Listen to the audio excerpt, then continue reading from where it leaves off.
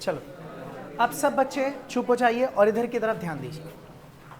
सबको याद होगा लास्ट क्लास में हमने एक टॉपिक स्टार्ट किया था जिसका नाम था सरफेस टेंशन, और ना मैंने उसके कुछ एग्जाम्पल्स बताए भी थे, और आज ना हम उन एग्जाम्पल्स को फिर से थोड़ा समझेंगे, लिखेंगे भी। लेकिन उससे पहले ना हम ये समझते हैं कि आखिर सरफेस टेंशन को हम कैसे मेज़र करें। मैं आपको ना थियोरेटिकली भी सिखाऊंगा और इसका ना एक एक्सपेरिमेंटल मेजरमेंट भी दे रखा है किताब में। देखते हैं हम आज वहाँ तक पहुँच पाते कि नहीं पहुँच पाते। तो सबसे पहले आप सब लोग हेडिंग लिखिए, measurement of surface tension. Measurement of surface tension. Measurement of surface tension. Measurement of surface tension. चलो भाई अब सुनो ध्यान से, सब लोग अच्छे से फोकस करना। देखो लास्ट क्लास में हमने पढ़ा था कि सरफेस टेंशन एक लिक्विड की प्रॉपर्टी होती है, वो भी ऐसा लिक्विड जो किस पर होता है, रेस्ट पर। कहते हैं कि सरफेस टेंशन लिक्विड की एक ऐसी प्रॉपर्टी है जिसकी वजह से वो लिक्विड ना ऐसे बिहेव करता है जैसे कि मानो उसके ऊपर ना एक पतली सी क्या हो, मेम्ब्रेन, एक ऐसी चादर जो खींची हुई है, बहुत ज़्यादा टाइट है, जिसके ऊपर क्या नज़र आ रहा है, टेंशन। और इसी टेंशन को हम देखते हैं तो वो किस पर नज़र आती है, सरफेस पर, इसलिए हम इसे क्या बोल देते हैं, सरफेस टेंशन। और इसी प्रॉपर्टी की वजह से लिक्विड ना अपने आप के सरफेस एरिया को मिनिमाइज करने की कोशिश करता है, और यही वजह है कि बारिश की बूंदें खुद को कैसा बनाती है, स्फेरिकल, ताकि वो अपने सरफेस एरिया को कम से कम रख सके। अब आज हम देखते हैं कि इसे मेजर कैसे किया जाता है, इसे कैसे नापते हैं। भाई पूरी बात बहुत ध्यान से और तरीके से समझना, सुनिए ध्यान से। हम ना एक सिंपल सा लॉजिक कंसीडर कर रहे हैं, ध्यान देना, और कैसे इसको नापा जाता है हम इसके बारे में बात करने वाले हैं।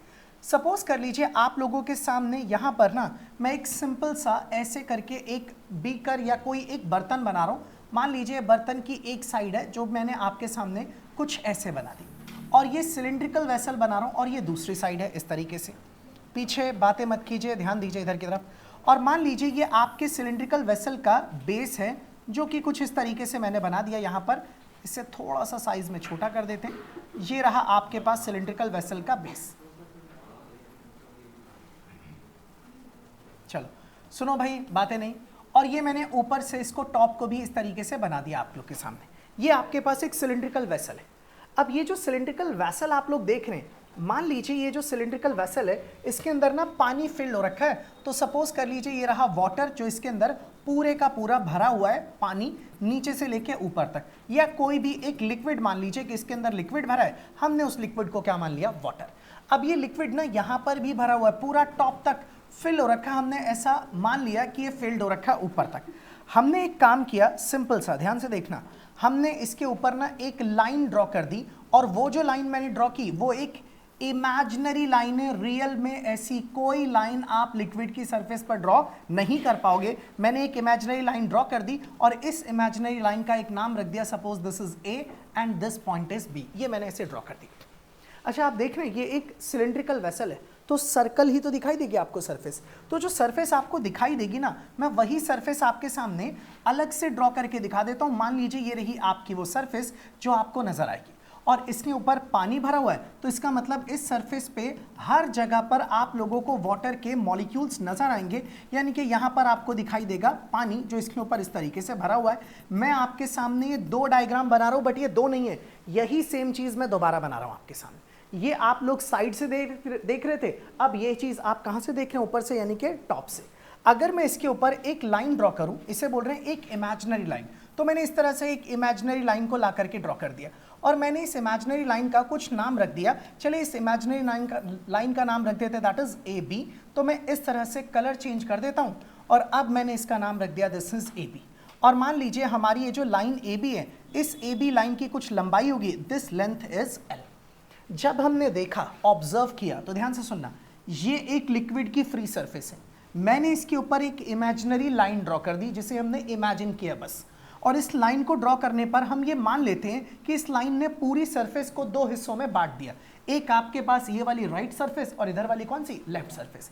तो हमने देखा कि ये जो राइट वाली सरफेस है वो ना लेफ्ट वाली सरफेस के ऊपर ना फोर्स ऑफ सरफेस टेंशन लगा के इसे अपनी ओर जबरदस्ती खींचने की कोशिश कर रही है। और कितना फोर्स लगा के, एफ। याद है ना, सरफेस टेंशन वो प्रॉपर्टी है जिसकी वजह से ये अपने आप को एक खिंचे हुए मेम्ब्रेन की तरह बिहेव करती है।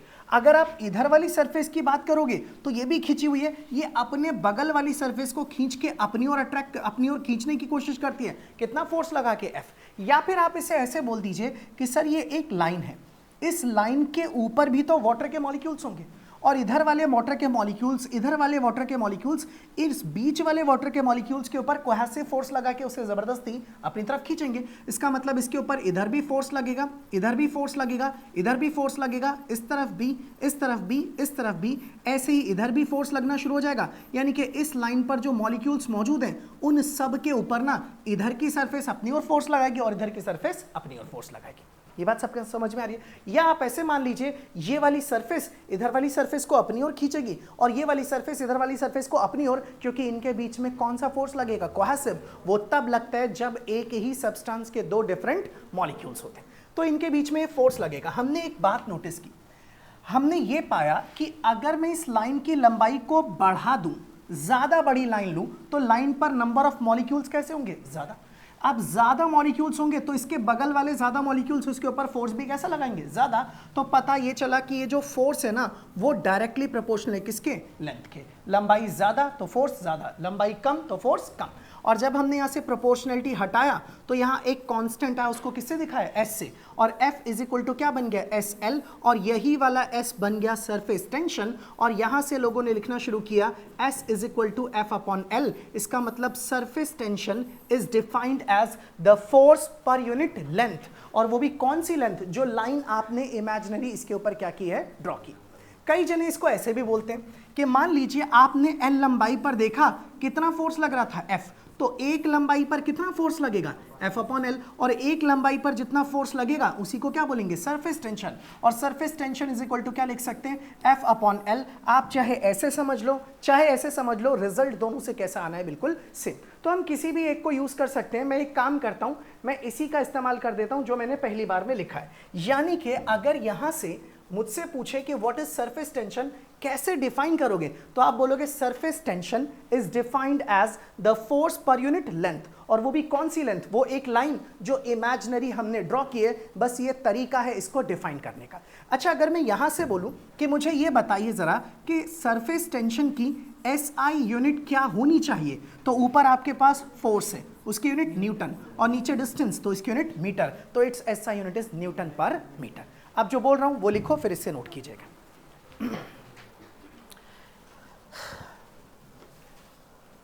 लिखिए जरा, surface tension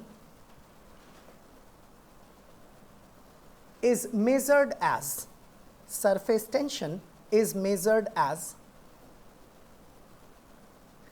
the force acting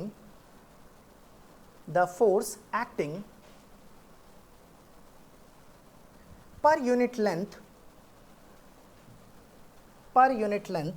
of an imaginary line, per unit length of an imaginary line drawn on the liquid surface,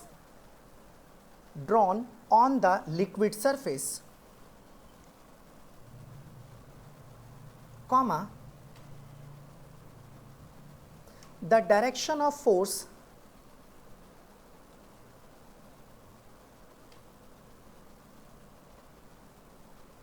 being perpendicular to this line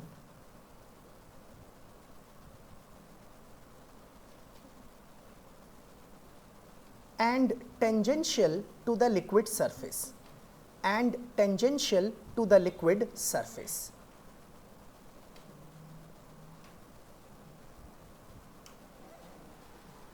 अब आप ये डायग्राम बना लो और इसे लिख लीजिए सब लोग, और थोड़ा तेजी से लिखना भाई, कोई भी बच्चा बातचीत में टाइम मत खराब करना।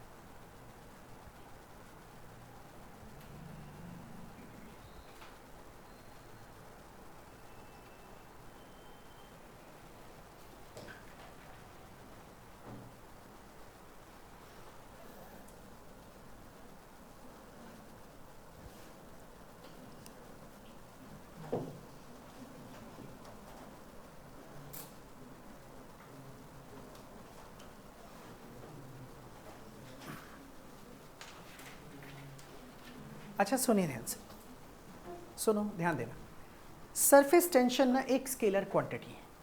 अब बात ये आती है सर अगर सरफेस टेंशन बराबर फोर्स अपॉन लेंथ है और फोर्स वेक्टर है तो फिर सरफेस टेंशन भी क्या होना चाहिए, वेक्टर। लेकिन एक्चुअल में ये वेक्टर नहीं होता, it is a scalar quantity. क्यों? क्योंकि इसकी कोई फिक्स डायरेक्शन नहीं होती। आप देखिए ज़रा, अगर मैं बोलूँ यहाँ वाले मॉलिक्यूल पर अगर मैं यू लाइन ड्रॉ करता तो फोर्स कहाँ लगता, इस तरफ। इधर वाले मॉलिक्यूल कहाँ फोर्स लगाते, इस तरफ। आप लाइन ऐसे बनाते तो फोर्स कहाँ लगता, इधर की तरफ। ऊपर वाले मॉलिक्यूल कहाँ फोर्स लगाते, ऊपर की तरफ। तो इसकी कोई फिक्स डायरेक्शन नहीं है, बस ये टेंशन है पूरी सरफेस पर हर डायरेक्शन में। ऐसा मान लीजिए कि आपके पास एक गुब्बारा है और आपने उस गुब्बारे को एक ग्लास के ऊपर चढ़ा दिया, तो पता है गोल सी सरफेस बन जाएगी रबड़ की। उस रबड़ को कहीं से भी दबाओगे वो दबेगी और जैसे ही हाथ हटाओगे वापस क्या हो जाएगी, सीधी। तो जैसी वो रबड़ है ना, वैसी ही एक इलास्टिक मेम्ब्रेन की तरह बिहेव करता है और सरफेस टेंशन की कोई डायरेक्शन नहीं होती स्पेसिफिक। इस वजह से सरफेस टेंशन क्या है, एक स्केलर क्वांटिटी। आप लिखिए इसके बारे में, surface tension is a scalar quantity. Surface tension is a scalar quantity because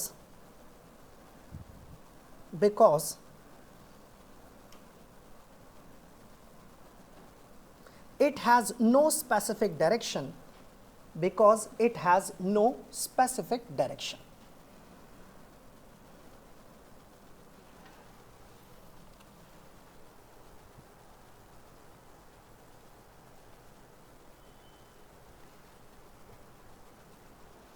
it has no specific direction. Full stop. हो गया सभी का क्लियर? अब आप एक काम कीजिए, एक सवाल लिखिए छोटा सा, लिखो एक question. Water is capped in a beaker, water is capped in a beaker of radius 5 centimetre, of radius 5 centimetre. Full stop. Consider a diameter of the beaker, consider a diameter of the beaker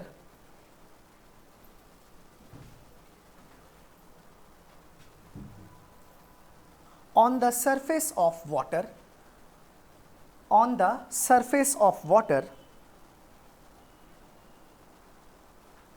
full stop. Find the force, find the force by which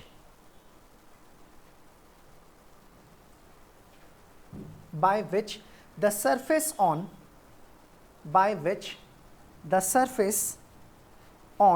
one side of the diameter, surface on one side of the diameter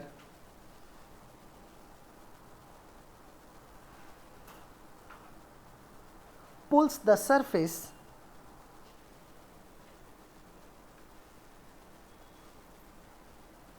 on the other side.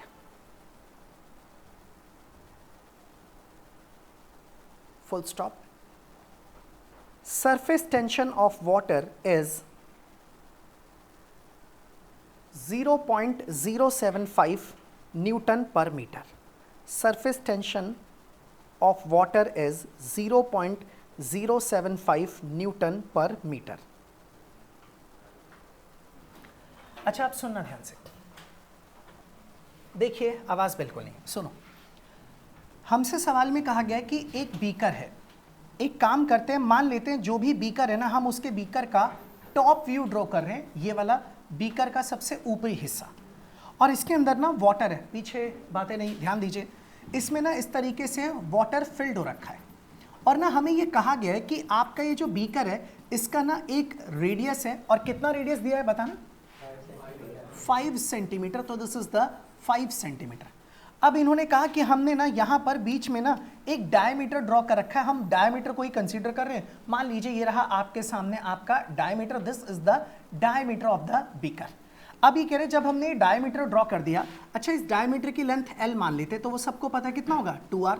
2 की जगह 2, r की value कितनी है 5, तो 5 into 2 is 10 centimetre, या फिर 100 से divide करेंगे तो इट इज 0.1 मीटर। ये आपके पास क्या आ गया, डायमीटर।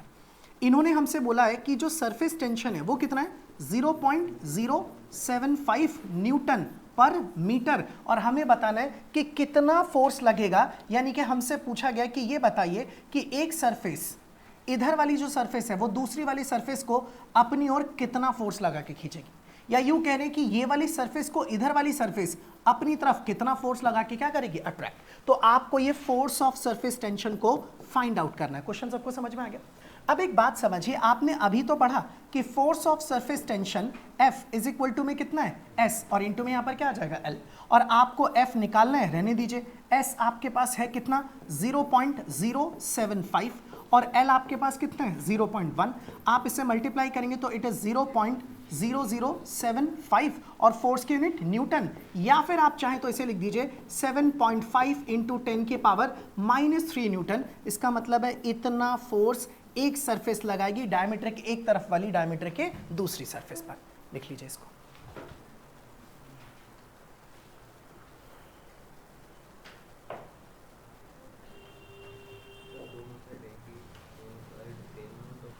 हाँ, थर्ड लॉ ये कहते हैं आप जितना फोर्स हम पर लगाओगे उतना ही फोर्स हम भी आप पर लगाएंगे। कहीं पे भी लगा लीजिए।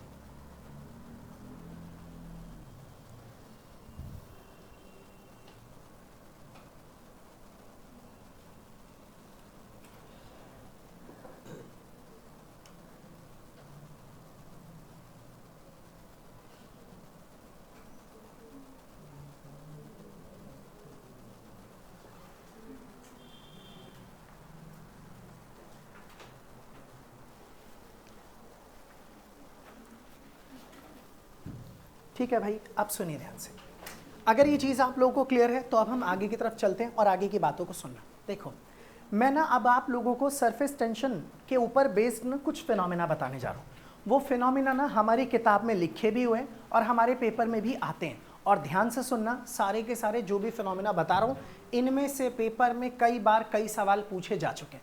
तो इनमें से एक दो चीज़ें हम लास्ट क्लास में भी डिस्कस कर चुके थे, लेकिन अब आज की क्लास में हम उसको ढंग से पढ़ेंगे, समझेंगे और उसको थोड़ा लिख भी लेंगे। लिखिए ज़रा, पहले हेडिंग डालिए सब लोग, आवाज़ बिल्कुल नहीं। Some phenomena based on surface tension, some phenomena based on surface tension, some phenomena based on surface tension. सबसे पहला फिनोमेना लिखिए, number one, needle supported on water surface, needle supported on water surface, needle supported on water surface. अब सभी बच्चे ना board पर ध्यान देंगे और अच्छे से समझेंगे सारी की सारी चीज़ों को। मान लीजिए आप लोगों के पास इस तरह की कोई भी एक वेसल, एक बर्तन है, और इस वेसल में, इस बर्तन में ना लिक्विड फिल हो रखा है, और मान लिया जो लिक्विड है वो वाटर है। वैसे आप कोई भी लिक्विड ले लीजिए, हम अभी एग्जाम्पल के तौर पर वाटर इसके अंदर ले रहे हैं। मान लेते हैं इसके अंदर पानी भरा हुआ है। अब भाई लिक्विड है तो लिक्विड की फ्री सरफेस पर टेंशन होती है, कौन सी, सरफेस टेंशन। और मान लीजिए इस तरीके से लिक्विड यहाँ पर फिल्ड है और हमें पता है इसके ऊपर एक पतली सी परत बन जाएगी जो एक स्ट्रेच खींची हुई मेम्ब्रेन की तरह बिहेव करेगी। अब ना मुझे देखना है कि अगर मैं सुई की बात करूं तो जो निडल होती है, जो सुई होती है, वो स्टील की बनी होती है जनरली, या किसी मेटल की होती है। मेटल की डेंसिटी लिक्विड से यानी कि पानी से कैसी होती है, ज़्यादा। इस सुई को पानी में डूब जाना चाहिए बट ये डूबती नहीं है। आप अगर इसे उठाएं, और लास्ट क्लास में हमने एक वीडियो भी देखी थी, उसमें हमने एक पिन रखी थी तो पिन डूबी नहीं, वो किस पर रह गई, बिल्कुल सरफेस पर। ऐसे ही मान लो ये आपके पास कोई भी एक पिन है, या फिर कोई भी एक सुई है, या मान लीजिए कोई बहुत ही पतली सी एक कील है, इस तरह से मैंने बना दी। अब इसको मैंने उठाया, ये ऐसी है, इस तरह से मैं इसे उठा के ना ऐसे कर रहा हूं, आपको सिर्फ ना ये एक सर्कल, एक टिप नजर आ रही है, और वही वाली टिप ना मैं आपके सामने यहां पर ड्रॉ करके दिखा रहा हूं। तो मान लीजिए मैंने यहां पर इस तरह से बना दिया इस वाली टिप को, और जब आप इसे बनाएंगे तो ये हल्की सी ना नीचे की तरफ दिखेगी, यानी कि आप इसे जरा सा ऐसे करके बना करके दिखा सकते हैं। ध्यान देना सब लोग। अच्छा, जब आप इसे रखेंगे ना तो ये डूबेगी नहीं, यहाँ पर सरफेस पर हल्की सी सरफेस ना दब जाएगी, लेकिन ये डूबती नहीं है। अगर ध्यान से रखें तो टूटे ना ये सरफेस बस। अब आप सुनिए होगा क्या। मान लीजिए आपने इस निडल को यहाँ पर ला करके रख दिया। जैसे ही निडल को यहाँ रखोगे, ऑब्वियस सी बात है भाई, इसका अपना खुद का एक वेट है जो कहाँ पर लगेगा, डाउनवर्ड डायरेक्शन में, और इसका वेट कौन सा होगा, दैट इज mg। अब ये चीज mg वेट हो जाने के बाद आप अगर इससे देखें यहां पर, तो आपको पता लगेगा भाई यहां के मॉलिक्यूल इधर वाले मॉलिक्यूल के ऊपर कोहेसिव फोर्स लगा के इसे कहां खींच रहे होंगे, ऊपर की तरफ।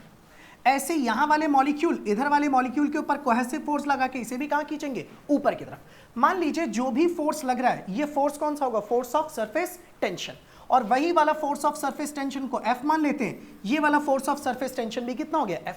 अब अगर मैं आपसे बोलूं एक वेक्टर ये रहा, दूसरा वेक्टर ये रहा, तो आप चाहें तो इनके बीच में कंपोनेंट को रिजॉल्व कर सकते हैं। मान लीजिए पहला कंपोनेंट और ये इसका पहला कंपोनेंट, इसका वर्टिकल कंपोनेंट और इसका भी वर्टिकल कंपोनेंट कहां पर होगा, ऊपर। अगर आप चाहो तो यहां पर एंगल बना लो थीटा, ये वाला एंगल भी कितना हो जाएगा, थीटा। F का इसके साथ जो कंपोनेंट होगा that is F cos theta, और ये वाला भी कौन सा होगा, F cos थीटा, और ऊपर की तरफ दोनों के दोनों F sin थीटा और दूसरा वाला भी F sin थीटा, और आपका ये F cos थीटा को क्या कर देगा, कैंसिल, और ऊपर वाले जो F sin थीटा है that is 2F sin theta, ये मिल करके इस निडल के वेट को संभाल लेगा, और इसकी वजह से आपकी निडल इस लिक्विड में डूबेगी नहीं, और वो भी किस वजह से, ड्यू टू सरफेस टेंशन। एक छोटी सी चीज आपको समझाता हूं, अगर आप इस पानी को गर्म करना स्टार्ट कर दो तो पानी का टेम्परेचर जैसे जैसे बढ़ाते हैं ना, इसका सरफेस टेंशन ना डिक्रीज होना शुरू हो जाता है।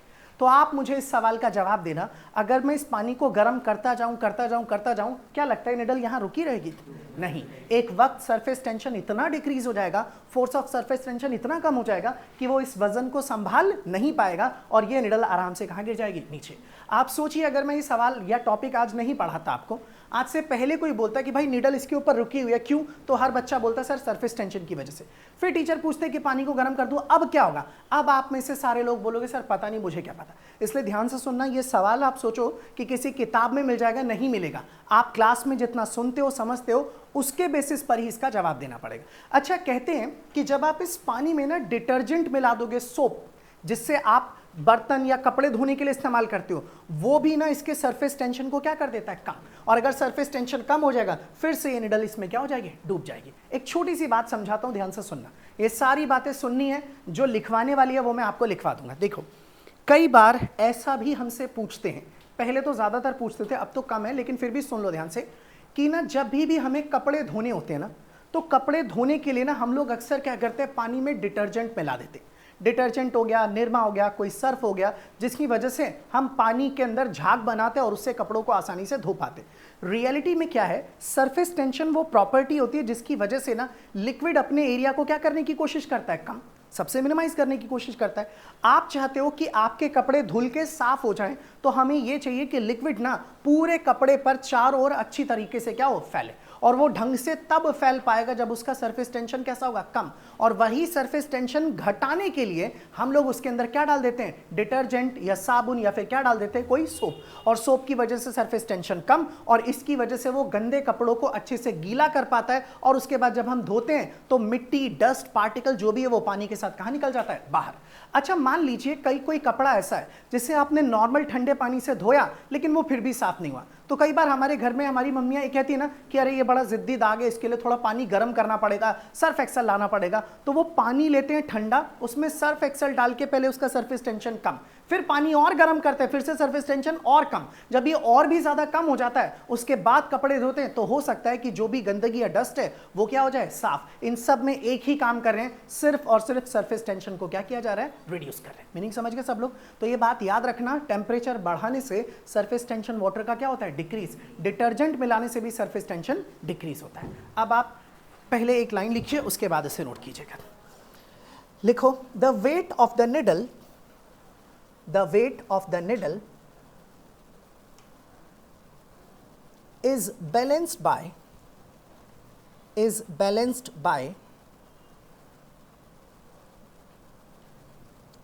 the vertical components of the force of surface tension, is balanced by the vertical components of the force of surface tension, the vertical components of the force of surface tension, full stop. ये diagram बना लीजिए और फिर हम अगले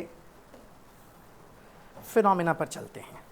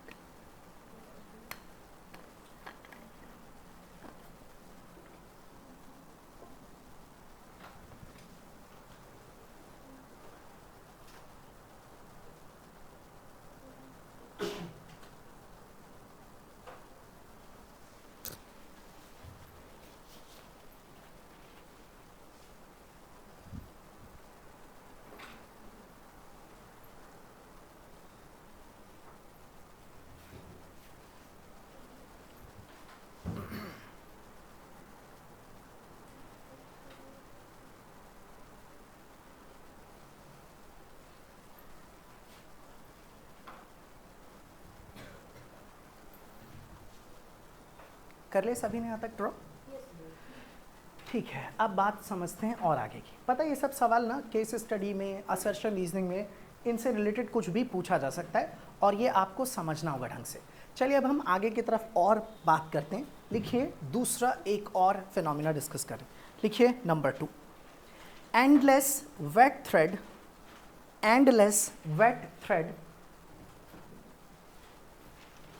on a soap film, endless wet thread on a soap film, endless wet thread on a soap film। चलिए board पर ध्यान दीजिएगा सब लोग, सुनो। सोप फिल्म समझाता हूं अभी क्या है ये। देखो भाई, हमने ना एक सिंपल सा काम किया।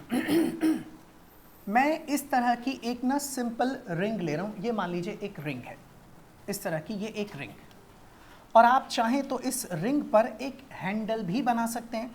मान लीजिए मैंने इस तरीके से यहाँ पर एक हैंडल बना दिया, एक रिंग।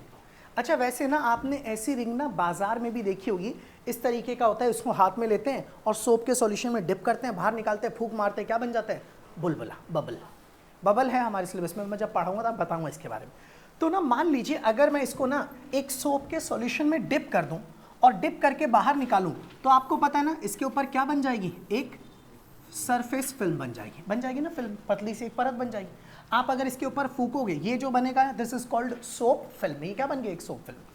अगर मैं इस सोप फिल्म के ऊपर एक एंडलेस थ्रेड ले लूं, एंडलेस मतलब जिसकी कोई एंडिंग ना हो, मतलब धागे को लूं और दोनों किनारों को आपस में बांध दूं, तो अब उसके ऊपर कोई भी एंड नहीं है, और उसे ला करके जब आप बिल्कुल आराम से ध्यान से रखें ताकि ये टूटे ना, तो आपको वो धागा ना कुछ ऐसा नजर आएगा, ऐसे कैसी भी शेप में आ जाएगा।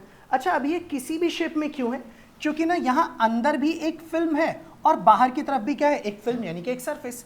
अच्छा यहाँ के जो मॉलिक्यूल है अंदर वाले, वो इसको कहाँ खींच रहे हैं? अंदर की तरफ। और यहाँ वाले मॉलिक्यूल इसे कहाँ खींच रहे हैं? बाहर की तरफ। दोनों तरफ फोर्सेस इक्वल एंड अपोजिट, सब कुछ कैंसिल होकर नेट जीरो, यानी कि धागा इक्विलिब्रियम में, इसके ऊपर नेट फोर्स कितना लग रहा है? जीरो। ये जैसे पड़ा है वैसे का वैसा ही पड़ा रहेगा।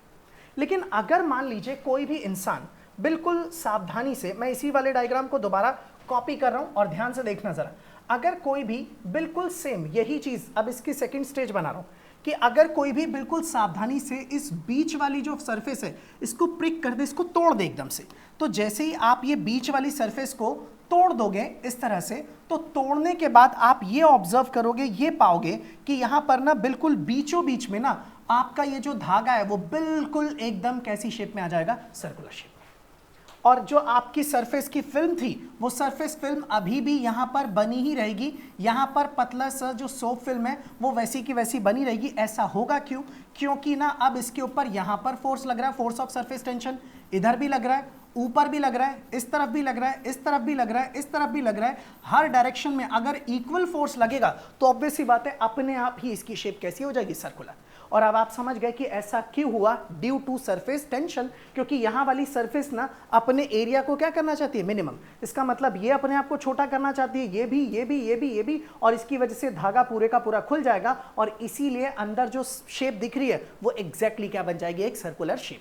आप जरा एक मिनट के लिए ध्यान दीजिएगा इधर की तरफ। एक मिनट रुकना, मैं दिखाता हूं। इसमें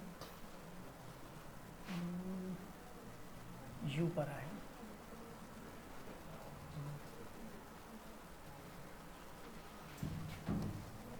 बातें नहीं भाई।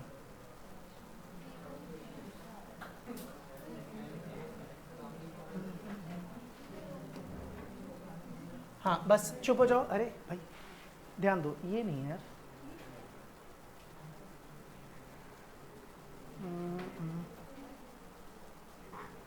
पता नहीं शायद पिन वाला स्टार्ट हो। अच्छा ये वही वाला, हाँ ठीक। ये देखो, ये इसने पानी लिया, इसके अंदर ना शैम्पू डाल दिया ताकि ये सोपी जैसा सॉल्यूशन हो जाए, और अब इसको आराम से इसने डिप किया इस फ्रेम में। देखो इसके ऊपर क्या बन गया? एक फिल्म बन गई। देख रहे हैं ना सभी लोग? अब इसके ऊपर ना ये देखो, ये एंडलेस थ्रेड आराम से इसने इसके ऊपर रख दिया। अब ये थ्रेड देखो कैसी भी शेप का है, लेकिन जैसे इसको कट किया देखो बिल्कुल एग्जैक्टली क्या बन गया? सर्कल। और ये क्यों बना? Due to surface tension. बात समझ में आ रही है सभी लोगों को? तो ये चीज़ इसी तरीके से थी। और अगर ये साइड वाले हिस्से को देखो, इसमें उंगली डाल के दिखा भी रहा है क्योंकि ये पूरी की पूरी एकदम फ्री है। देखो एक और ऐसे ही, अब इसको भी प्रिक करेगा, तोड़ देगा बीच में से, तो देखो दो दो सर्कल्स बन गए। देख रहे हो, उंगली डाल के दिखा रहा है। चलो ठीक है, हो गया। ठीक है, तो ये चीज़ आप लोगों को समझ में आ गई। अब बस आप इस डायग्राम को बना लीजिए, दैट्स इट।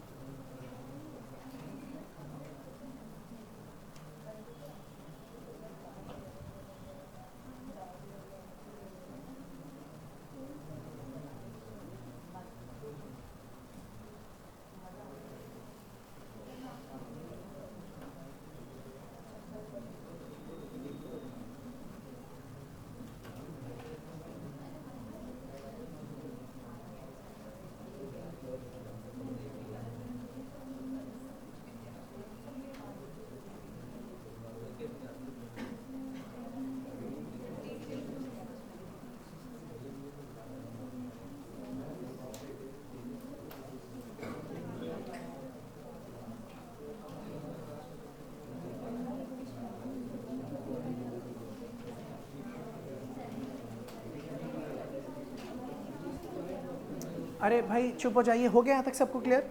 बस अब चुप रहिए। अगला नेक्स्ट पॉइंट, तीसरा, rain drops are generally spherical in shape. Rain drops are generally spherical in shape. Rain drops are generally spherical in shapes. बारिश की बूंदें जनरली स्फेरिकल शेप में रहती हैं। भाई बात को जरा ध्यान से सुनना। वैसे ना ये चीज़ मैं आपको पहले भी बता चुका हूँ और आपको एक बार फिर से इस बात को एक्सप्लेन कर रहा हूँ। मान लीजिए आप लोगों के पास लिक्विड के बहुत सारे मॉलिक्यूल्स एक दूसरे के काफ़ी नज़दीक नज़दीक हैं। अब ये मॉलिक्यूल्स के बीच में कौन सा फोर्स लगेगा? Cohesive force. और इस कोहेसिव फोर्स की वजह से सारे मॉलिक्यूल एक दूसरे को अपनी ओर क्या करेंगे? अट्रैक्ट करेंगे, खींचेंगे। और जब सब के सब एक दूसरे को अपनी ओर खींच रहे हैं तो ऑब्वियस सी बात है, सब एक दूसरे के जितना नज़दीक हो सके उतना नज़दीक जाने की कोशिश करेंगे। और नज़दीक से नज़दीक जाने का मतलब है कि अपने सरफेस एरिया को सबसे छोटा बनाएंगे। अगर मैं आप लोगों से बोलूं कि मैं आपको कुछ फिक्स वॉल्यूम का एक अमाउंट का कोई आटा या कोई लिक्विड या फिर क्ले या फिर मिट्टी दे दूं और बोलूं कि आप इनसे ना सारी शेप्स बनाइए जो जो आप बना सकते हैं, जैसे कि कोन हो गया, सिलेंडर हो गया, क्यूब हो गया, क्यूबॉइड हो गया, स्फीयर हो गया, तो इन सब का वॉल्यूम कैसा होगा? सेम, क्योंकि सेम अमाउंट ऑफ क्ले से आपने इसको बनाया। लेकिन इनमें जो सबसे कम सरफेस एरिया होगा वो किसका होगा? स्फीयर का। तो इसका मतलब ये कहा जाता है कि जो लिक्विड की ड्रॉप्स हैं वो अपनी शेप को स्फेरिकल बनाए रखती है ड्यू टू सरफेस टेंशन, क्योंकि सरफेस टेंशन की वजह से, या यही वो प्रॉपर्टी है जिसकी वजह से ये अपने एरिया को मिनिमाइज कर सकती हैं और सबसे मिनिमम एरिया स्फीयर का होता है। इसलिए बारिश की बूंदें हमेशा अपने आप को कैसा बनाती हैं? स्फेरिकल। अब एक सवाल ध्यान से सुनना, ये वाइवा में एक टीचर ने पूछा था एक बच्चे से। अच्छा, आप लोगों को पता है कि अगर आप एक कांच लो और उसे गर्म करते जाओ करते जाओ करते जाओ, या फिर कोई प्लास्टिक ले लीजिए, जैसे मेरे हाथ में ये प्लास्टिक का ही पेन है, क्या लगता है मैं इसे गर्म करूंगा तो क्या होगा? इसका पिघल जाएगा, मेल्ट होगा। अच्छा, ये जब ये मेल्ट होगा तो मेल्ट होने के बाद नीचे की तरफ गिरेगा, टपकेगा। तो कहते हैं कि अगर मान लो ये कांच का पेन होता और मैं इसे पिघलाना स्टार्ट करता तो ज़्यादा टेम्परेचर पर जाकर के मेल्ट होता। लेकिन जैसे ही ये मेल्ट होता ना, तो मेल्ट होने के बाद जब नीचे की तरफ गिरता तो जो भी स्ट्रक्चर नीचे गिरता उसकी शेप कैसी होती? स्फेरिकल। अब आप समझ रहे हो उसके पास भी क्या होता? Surface tension. अभी ये किस स्टेट में है? सॉलिड। और तब वो किस में कन्वर्ट हो जाता है? लिक्विड। इसका मतलब सॉलिड शेप में इसको जैसा बनाओगे वैसा रहेगा। लेकिन अगर जैसे ही लिक्विड बना और जैसे ही एक बूंद नीचे गिरेगी, वो अपने आप ही कौन सी शेप ले लेगी? स्फेरिकल, क्योंकि उसके पास क्या आ जाएगा? Surface tension. और अगर वो स्फेरिकल शेप लेने के बाद नीचे गिर रही है और गिरते गिरते में ही बिल्कुल ठंडी होकर जम गई, तो जब वो जमीन पर गिरेगी तब आपको छोटी सी स्फेरिकल बॉल नजर आएगी। किसकी? कांच की। आप बात समझ रहे हैं? इस तरह से सच में ऐसे कांच की बॉल्स बनाई जाती है, ये भी एक लॉजिक है। और कई बार जब ना उनकी शेप ज्यादा बड़ी होती है तब आप बोलोगे सर हमने तो अक्सर देखा है कि ऐसी शेप होती है बारिश की बूंदों की। हम अभी इसके बारे में भी बात करेंगे आपसे। बात समझ रहे सब लोग ना? अब सबसे पहले लिखना शुरू कीजिए। Rain drops are spherical in shape. Rain drops are spherical in shape because each drop tends to acquire tends to acquire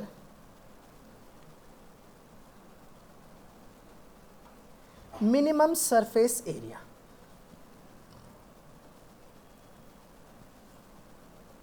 Minimum surface area due to surface tension. Due to surface tension.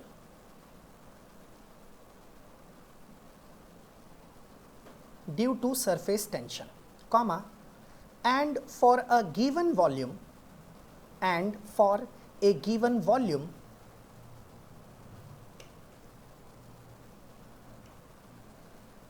the surface area of sphere is minimum.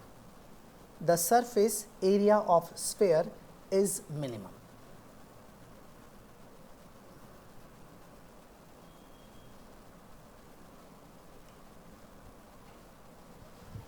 Full stop. हो गया यहाँ तक clear? चलिए अब next एक और phenomena लिखिए। Small mercury droplets are spherical. Small mercury droplets are spherical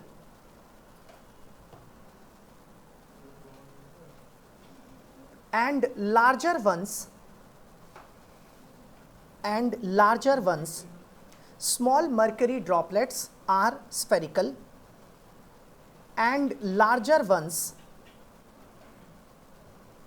tend to flattened, FLATTENED, tend to flattened। अब सुनना ध्यान से, क्या चीज बता रहा हूं, देखो भाई, बारिश की बूंद वाला सवाल बड़ा इंपॉर्टेंट है यार, ये बड़ा कॉमन सवाल है, अक्सर पूछते हैं बारिश की बूंद स्फेरिकल क्यों होती है।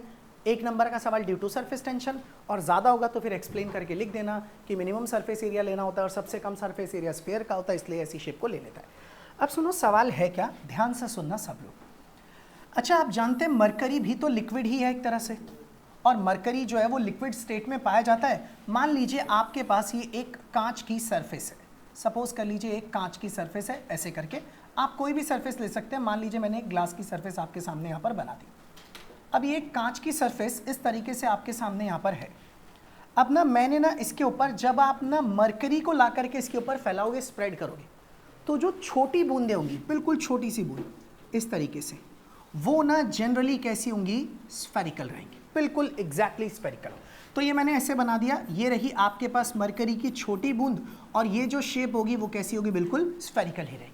लेकिन जब आप लोग मरकरी की बड़ी बूंदें ले लेते हो, मतलब जिसके अंदर मरकरी का अमाउंट कैसा हो, ज़्यादा, तो भैया मरकरी है तो मेटल, और मेटल का वेट कैसा होता है, ज़्यादा, तो अब जाहिर सी बात है ये लिक्विड है, ये सॉलिड तो नहीं है। इसके ऊपर फोर्स जब लगेगा तो भैया लिक्विड पे जिधर फोर्स लगेगा लिक्विड उधर की तरफ क्या करता है, फ्लो हो जाता है।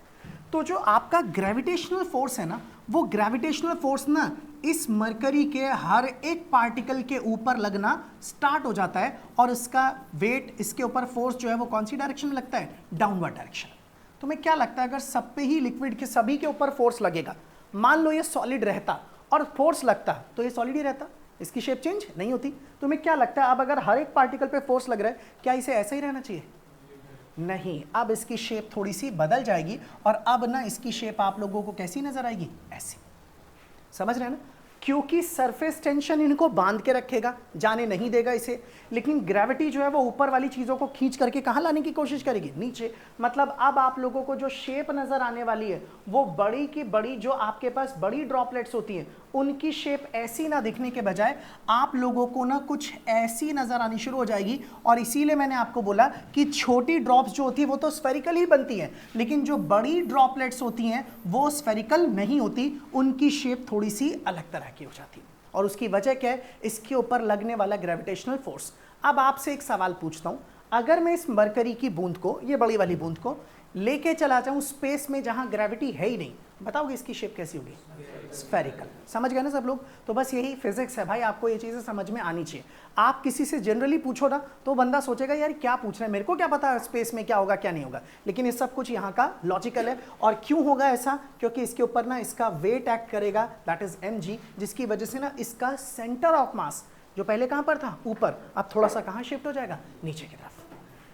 अब आप लिखना शुरू कीजिए। When mercury is split, when mercury is split on a clean glass plate, on a clean glass plate, it forms droplets. It forms droplets. Full stop. Tiny droplets are spherical. Tiny droplets are spherical on account of surface tension. On account of surface tension,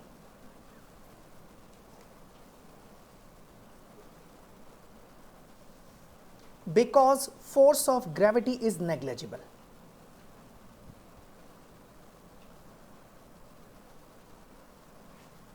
Full stop.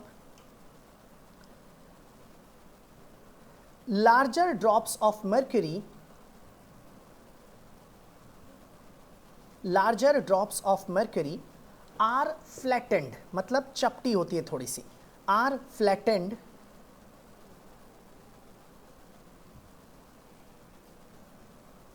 due to large gravitational force. Due to large gravitational force acting on them.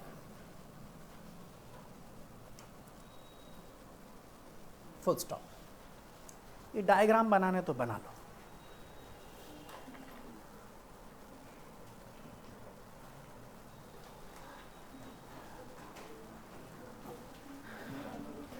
ठीक है भाई, बात सुनिए ध्यान से.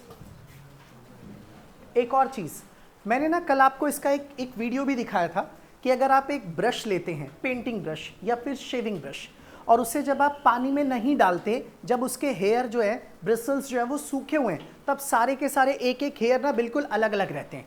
लेकिन जैसे ही आप उसे पानी में डाल के बाहर निकालते हैं, सारे के सारे जो हेयर्स हैं ब्रश के, वो आपस में चिपक जाते हैं, क्योंकि उनके पानी के जो ब्रशेस के जो हेयर्स हैं उनके ऊपर क्या आ जाता है, लिक्विड. और लिक्विड के पास एक प्रॉपर्टी किसकी, सरफेस टेंशन की, जिसकी वजह से वो अपने एरिया को क्या करता है, मिनिमाइज. और मिनिमाइज करने के लिए सारे के सारे ब्रिसल्स, सारे के सारे जो ब्रशेस हैं, वो सारे के सारे ब्रशेस के जो हेयर्स हैं वो आपस में चिपक जाते हैं, ताकि उनका एरिया कैसा हो जाए, सबसे कम. लिखिए जरा next. The hairs of painting brush, the hairs of painting brush cling together, C-L-I-N-G, cling together, cling together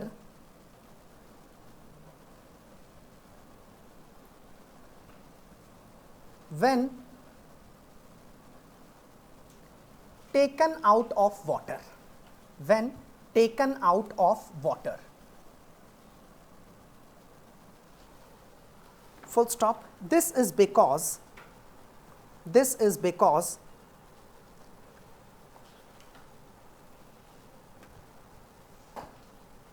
water film, this is because water films formed on them,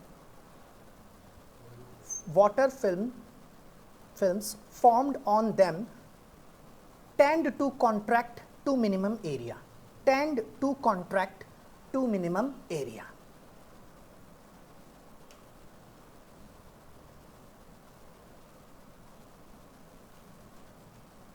To minimum area. ठीक है. अब एक चीज और सुनना भाई ध्यान से, ये चीज भी जो बता रहा हूं ये इंपॉर्टेंट है, सुनो ध्यान देना जरा. देखो, मान लीजिए आपके पास इस तरीके का कोई भी एक वेसल है और इसमें आपने ना पानी भर रखा है. आवाज नहीं, प्लीज ध्यान से सुनना. जो पानी आपने इसमें भरा है, मतलब आपने इसके अंदर क्या फिल कर रखा है, water.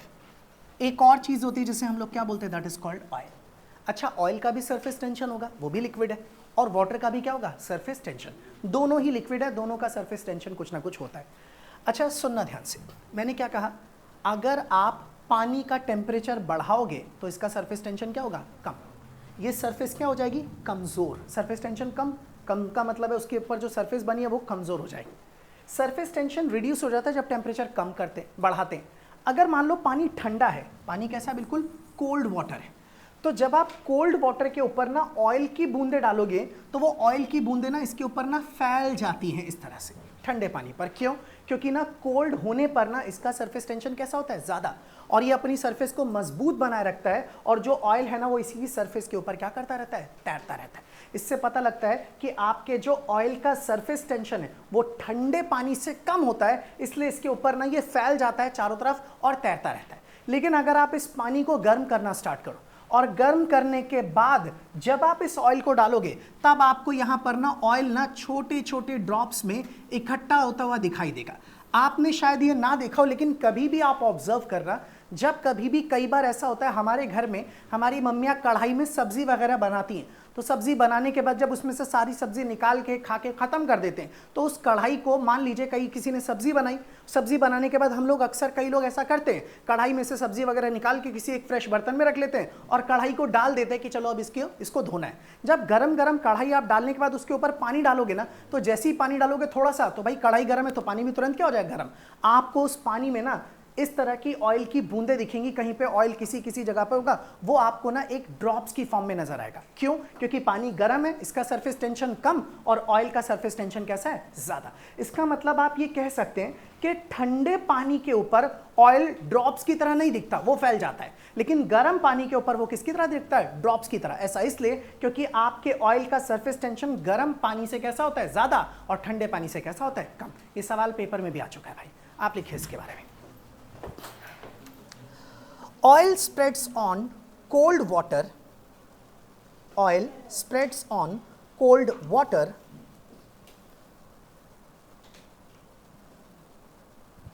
but remains as a drop on hot water. But remains as a drop on hot water. Full stop. This is because the surface tension of oil is less than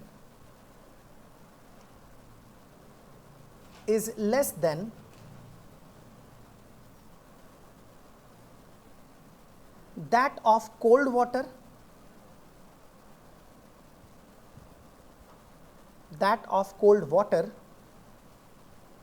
but it is greater than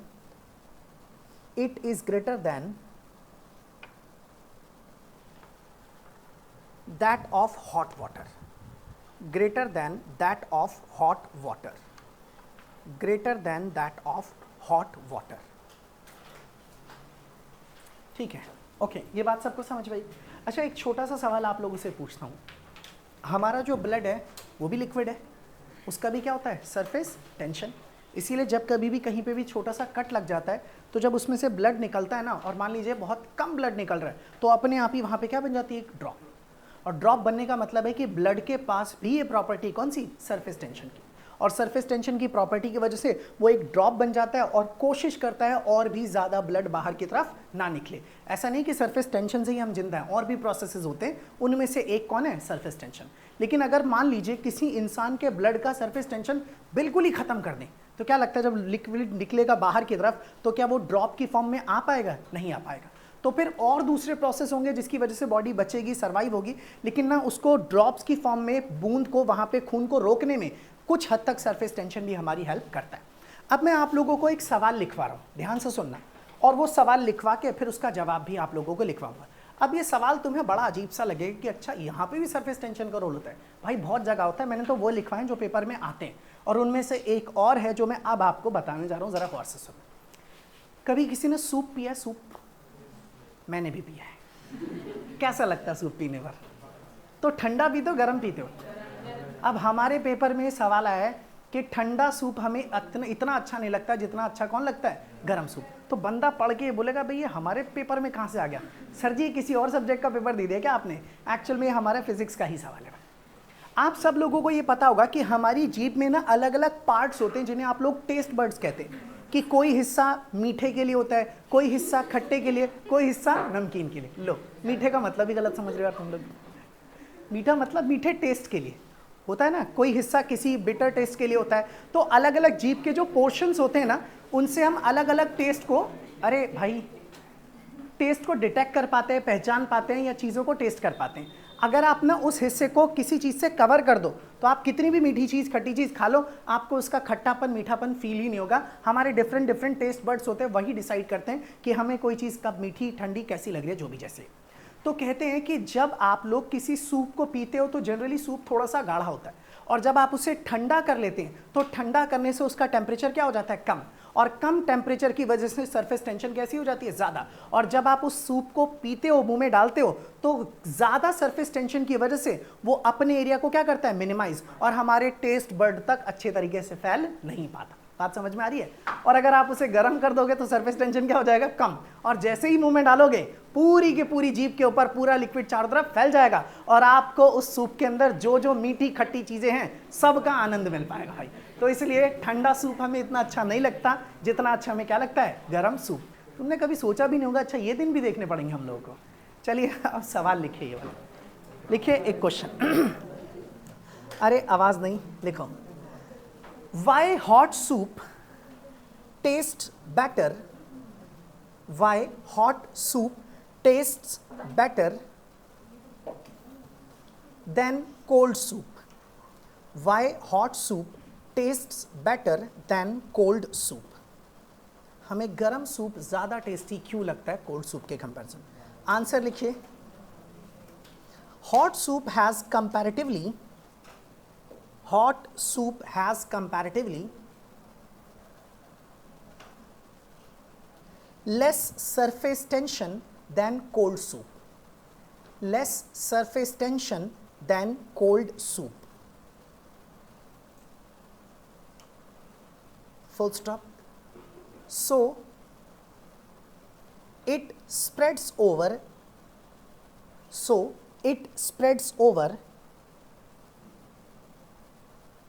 larger area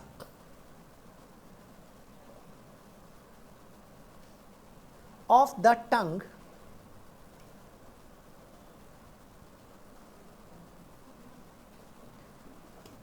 and tastes better than cold soup.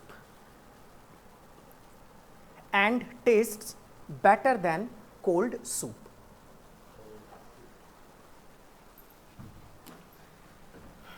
लिख लिया भाई यहाँ तक? तो ये वाले जो uses थे ये सब खत्म। ये सब फिनोमेना कभी ना कभी कहीं ना कहीं आपके एग्जाम्स में आ रखे हैं, इन्हें एग्जाम टाइम पर आपको रिवाइज करना है। अच्छा, मैं आपको ना, मैंने तो सोचा था काफ़ी कुछ पढ़ाने के लिए, लेकिन अब आपके सामने एक ही चीज़ बाकी है, लास्ट एक टॉपिक पढ़ा रहा हूँ और उस टॉपिक के बाद फिर आज की क्लास फिनिश। लेकिन हाँ, इस टॉपिक को ना बहुत ही ज़्यादा ध्यान से सुनना और गौर से समझना, क्योंकि ये समझने के बाद हम एक रिजल्ट डिराइव करेंगे, और जो भी रिजल्ट डिराइव करेंगे शायद आज नहीं अगली क्लास में, आगे के जो डेरिवेशन है उनमें मैं उसका इस्तेमाल करूंगा। तो ढंग से समझना। आप हेडिंग लिखिए, molecular theory of surface tension.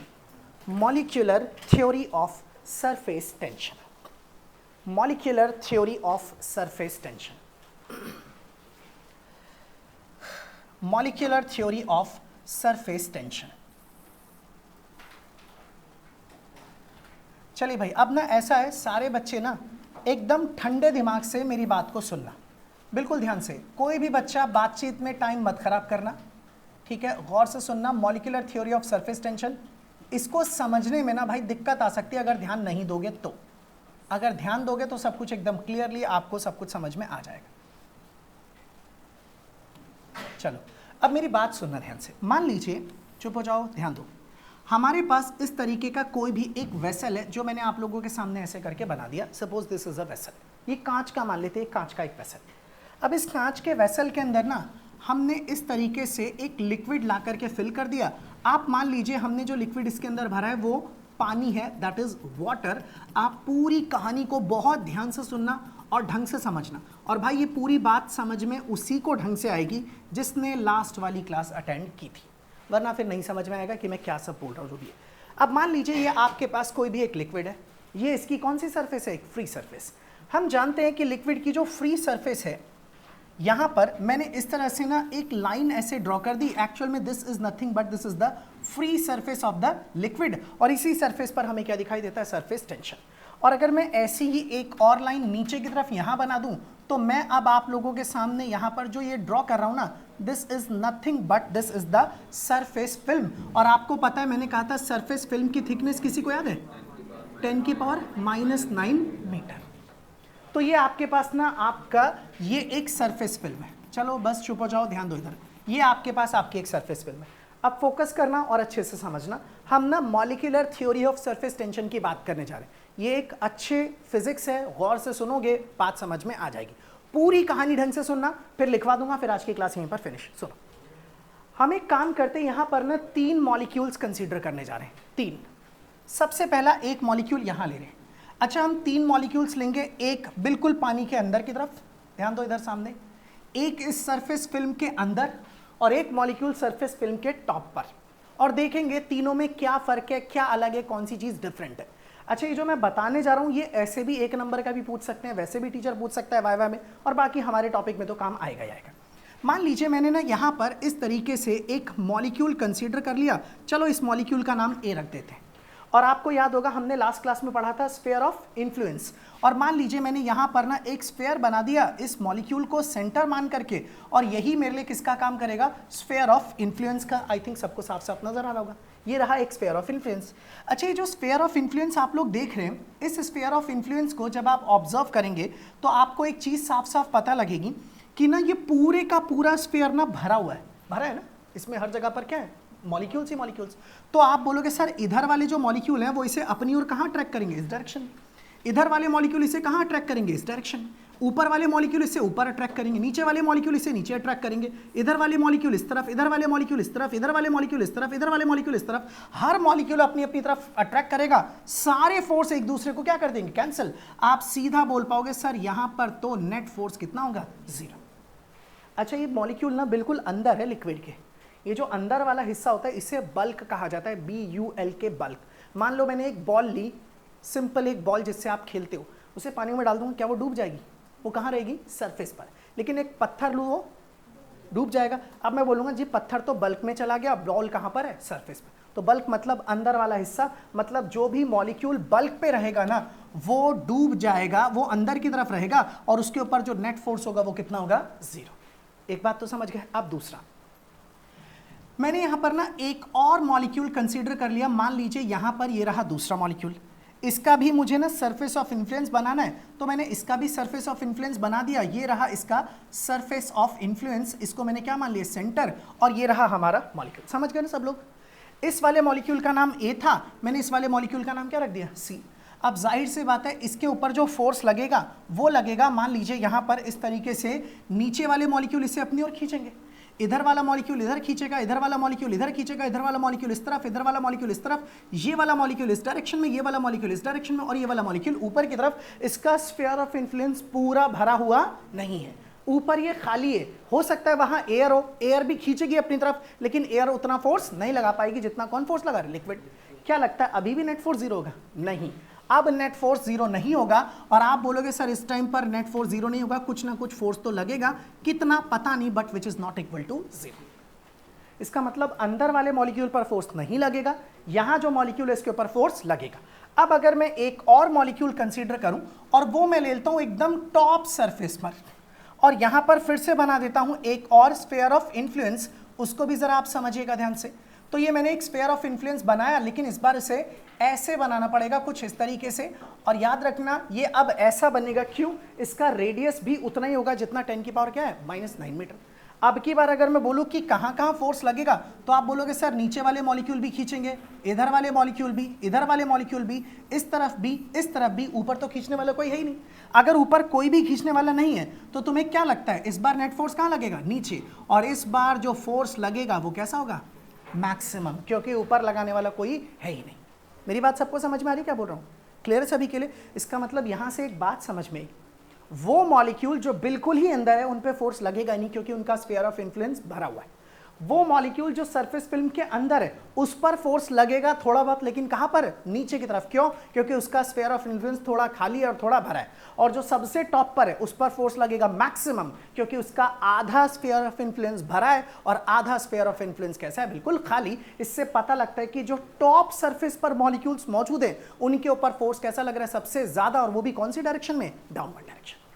यहां तक की बात समझ में आ रही है? और इसी डाउनवर्ड फोर्स की वजह से सारे मॉलिक्यूल्स कहां भागने की कोशिश करते हैं? नीचे। और इस वजह से ये अपने सरफेस एरिया को क्या करते हैं? मिनिमाइज। और इसी प्रॉपर्टी को हम लोग क्या बोल देते हैं? Surface tension.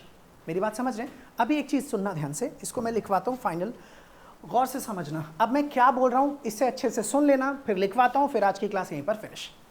जब हमने तीनों मॉलिक्यूल्स को देखा तो हमें यह पता लगा कि ए मॉलिक्यूल पर कोई फोर्स नहीं लग रहा जो कि बल्क के अंदर है, बी मॉलिक्यूल पर थोड़ा फोर्स लगेगा और सी मॉलिक्यूल टॉप पर है, उसके ऊपर फोर्स कैसा लग रहा है? सबसे ज्यादा, वो भी कहां पर? Downward direction. अगर मान लीजिए मैं यहां से, सुनना, किसी मॉलिक्यूल को उठाऊं और सरफेस पर लेकर के जाना स्टार्ट करूं तो मुझे ना ले जाने में ना वर्क करना पड़ेगा, क्योंकि जब मैं इसे ऊपर लेके जा ही रहूंगा ना, डाउनवर्ड वाला फोर्स मुझे ऊपर जाने से क्या करेगा? रोकेगा। और अगर वो रोकेगा तो भैया उसके खिलाफ मुझे क्या लगानी पड़ेगी? ताकत। और अगर मैं ताकत लगा के उसे ऊपर ले जाऊंगा तो मुझे क्या करना पड़ेगा? वर्क। और जब मैं वर्क करूंगा तो मेरा ही वर्क इस मॉलिक्यूल में क्या हो जाएगा? स्टोर। और वही वर्क इसके अंदर स्टोर होके इसकी क्या बन जाएगा? Potential energy. इससे पता लगेगा कि सरफेस पर जो भी मॉलिक्यूल्स हैं उनके पास अंदर वाले मॉलिक्यूल से कुछ एनर्जी कैसी है? ज्यादा है, एक्स्ट्रा है। ये एनर्जी इनके पास इसलिए आई क्योंकि ये मॉलिक्यूल्स कहां पर मौजूद है? सरफेस पर। और इसी एनर्जी को हम एक नाम से जानते हैं, that is called surface energy, जो कि हम बाद में डिस्कस करेंगे। बात समझ रहे हैं ना? इसका मतलब आप कह सकते हैं the extra energy possessed by the molecules on the top layer of the surface is called what? That is called surface energy. उसी को सरफेस एनर्जी कहते हैं। अब इनके पास सरफेस एनर्जी है जो कि अंदर के मॉलिक्यूल से कैसी है? एक्स्ट्रा। नेचर में एक चीज पाई गई हमेशा कि हर चीज अपने आप को स्टेबलाइज करने की कोशिश करती है, और कोई भी चीज अपने आप को स्टेबल, इक्विलिब्रियम में रिलैक्स तभी कर पाएगी जब उसके पास एनर्जी कैसी होगी? सबसे कम। अच्छा, ये पेन यहां से छोड़ूंगा तो कहां जाके गिरेगा? ऐसा इसलिए होगा क्योंकि अभी इसके पास पोटेंशियल एनर्जी mgh, छोड़ने पर ये अपनी हाइट को कम करता जाएगा। जैसे ही नीचे गिरेगा एनर्जी खत्म, height zero, potential energy zero, ये जाके नीचे स्टेबल हो जाएगा। इसी तरह से आप एक काम कीजिए, गरम गरम पानी लीजिए और रख दीजिए यहाँ पे, क्या होगा? ठंडा, क्योंकि उसके पास एनर्जी कैसी थी? ज्यादा। उसने अपनी एनर्जी कहाँ निकाल दी? स्पेस में, और खुद को वापस ठंडा कर दिया। खौलता हुआ पानी अब हिलना डुलना बंद कर देगा और थोड़ी देर बाद एकदम शांत होने की कोशिश करेगा ताकि खुद को क्या कर सके? स्टेबल। आप कोई भी चीज दे लीजिए, नेचर के अंदर हर चीज अपनी एनर्जी को मिनिमाइज करके खुद को स्टेबल बनाने की कोशिश करती है। साइंटिस्टों ने भी यही कहा, सरफेस पर जो मॉलिक्यूल्स हैं उनके पास एनर्जी कैसी है? ज्यादा। ये अपने आप को स्टेबल बनाना चाहते हैं और इसके लिए इन्हें अपनी एनर्जी को क्या करना पड़ेगा? कम। और ये कम तब कर पाएंगे जब ये कहां भागेंगे? नीचे की ओर। और अगर इन्हें नीचे भागना है और जब ये नीचे जाएंगे तो उसके लिए इन्हें अपने सरफेस को कम से कम बनाना पड़ेगा, और सरफेस को मिनिमाइज करने वाली प्रॉपर्टी, इसी का नाम क्या रख दिया गया? Surface tension. और सब के सभी अंदर भागने की कोशिश करते हैं। इस वजह से ना सरफेस ना बिल्कुल ऐसी पैक हो जाती है कि कोई और दूसरी चीज आए तो सारे मॉलिक्यूल उसको जाने से क्या करते हैं? एक तरह से रोकते हैं। भाई मैं आप लोगों को बोलूं, सारे लोग गोला बना लो, कोई बंदा घुसना नहीं चाहिए, तो सारे लोग अगर घुसने की कोशिश करो तो बीच में जगह नहीं बचेगी, सब आपस में एक दूसरे के क्लोज आ जाओगे। और अगर मैं बोलूं जितना क्लोज से क्लोज आ सकते हो आ जाओ, तो अपने आप ही जो शेप बनेगी वो कैसी बनेगी? Circular shape. समझ में आ रही बात? तो ये पूरी की पूरी जो बात मैंने बताई ना, इसी को कहते हैं molecular theory of surface tension. अब आप इसके बारे में लिख लीजिए, फिर इसे ड्रॉ कर लेना। लिखिए,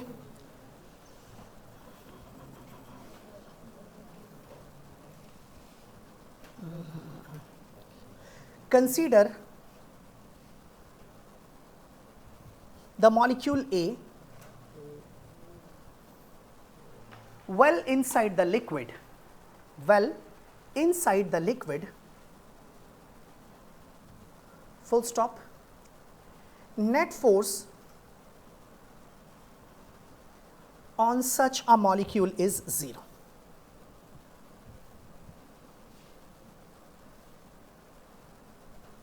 On such a molecule is 0. Full stop. Consider molecule B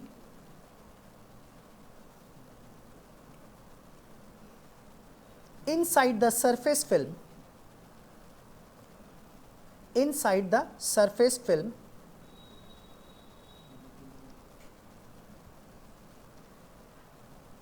it experiences some force in the downward direction.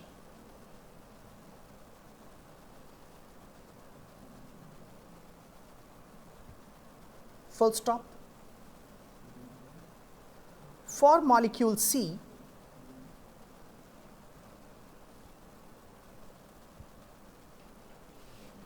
the resultant downward force is maximum. For molecule C, the resultant downward force is maximum.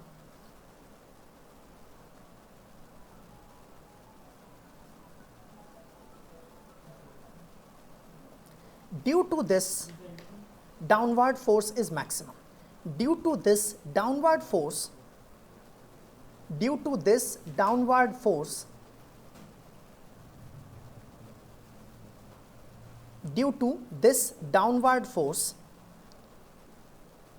the potential energy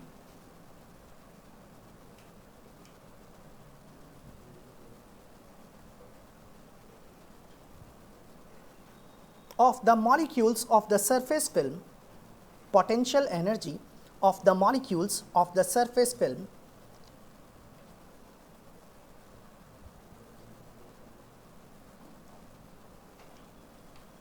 is higher than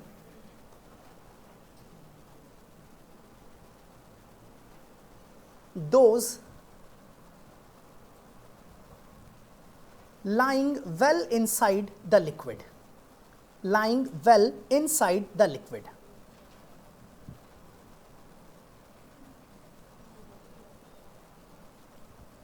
Full stop. अगली line से लिखिए जरा. For a system to be stable,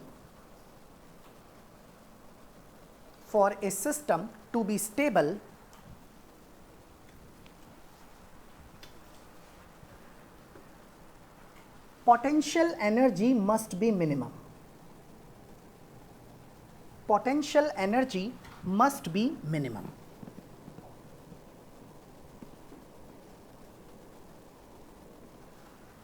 For the film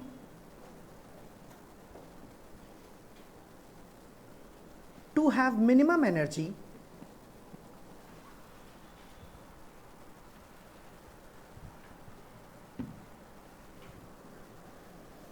the number of molecules must be minimum.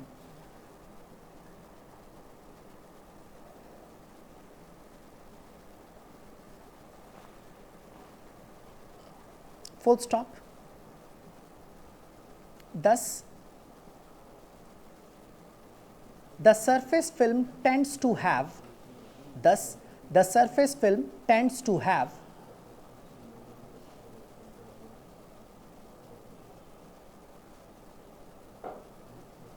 minimum surface area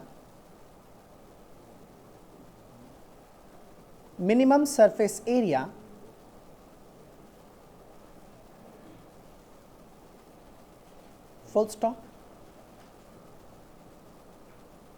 As a result,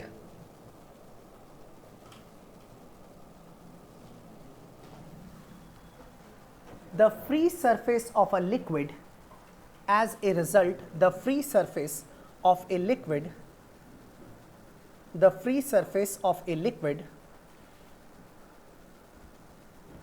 behaves like an elastic stretched membrane.